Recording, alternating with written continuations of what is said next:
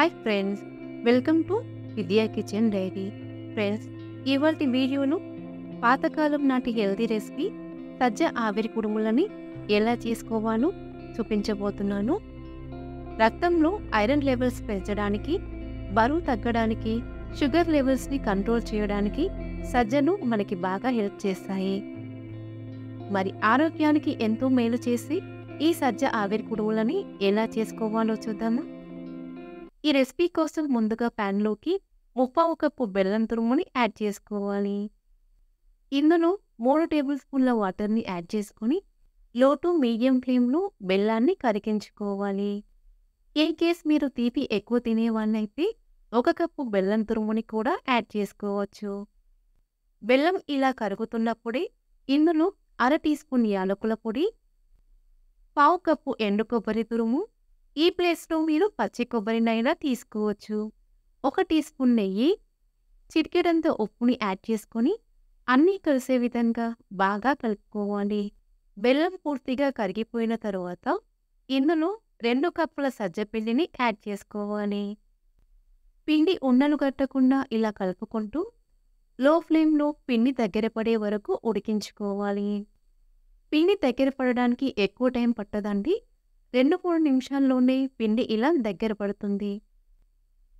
ఇలా దగ్గర పడిన తర్వాత మూత పెట్టుకుని లో ఫ్లేమ్లో పిండిని 1 నిమిషం పాటు ఆవిరి మీద ఉడికించుకోవాలి. ఇలా 1 నిమిషం పాటు ఉడికించుకున్న తర్వాత స్టవ్ ఆఫ్ చేసుకొని పిండిని మరొకసారి బాగా కలుపుకోవాలి. ఇలా ఉడికించుకున్న పిండిని మరొక బౌల్లోకి తీసుకొని పిండిని 5-6 నిమిషాల పాటు చల్లారనివ్వాలి. పిండి గోరువెచ్చగా అయిన తరువాత చేతిని నీళ్లతో తడిచేసుకుంటూ ఎక్కడ పగులు లేకుండా పిండి ముద్దలా కలుపుకోవాలి. ఇలా కలుపుకునేటప్పుడు పిండి కాస్త గట్టిగా అనిపిస్తే కొద్దిగా నీళ్లను చల్లుకొని పిండిని కలుపుకోవచ్చు. ఇలా చేతితో బాగా ప్రెస్ చేసుకుంటూ పిండిని చపాతీ పిండిలా సాఫ్ట్గా కలుపుకోవాలి. పిండిని ఇలా కలుపుకున్న తరువాత కొద్దిగా పిండిని ఇలా చేతిలోకి తీసుకొని చేతిలోనే ఇలా కోన్ షేప్లో చేసుకోవాలి. ఇలా పొడవుగా చేసుకున్న పిండి ముద్దని పిడికిలితో లైట్గా ప్రెస్ చేసి కుడుములా చేసుకోవాలి. కావాలంటే మీరు కుడుములని చిన్న చిన్న బాల్స్లా అయినా చేసుకోవచ్చు, లేదా కట్లెట్ షేప్లో అయినా చేసుకోవచ్చు.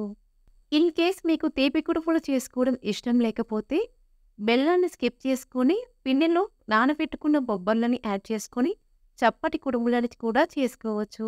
ఇలాగే పిండి మొత్తాన్ని కుడుముల్లా చేసుకొని ప్లేట్లోకి తీసుకోవాలి. ఇప్పుడు కుడుములని ఉడికించడం కోసం ఇడ్లీ పాత్రలోకి 2 గ్లాసుల వాటర్ని యాడ్ చేసుకొని వాటర్ని మరిగించుకోవాలి.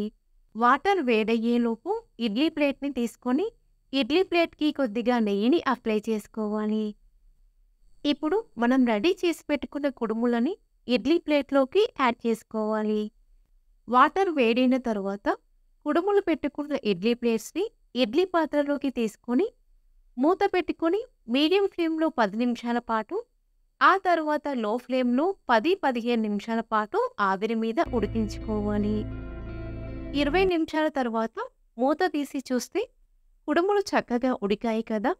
ఇప్పుడు స్టవ్ ఆఫ్ చేసుకొని మూతని ఇలా లైట్గా ఓపెన్ చేసి పెట్టి కుడుములని 10 నిమిషాల పాటు చల్లారనివ్వాలి.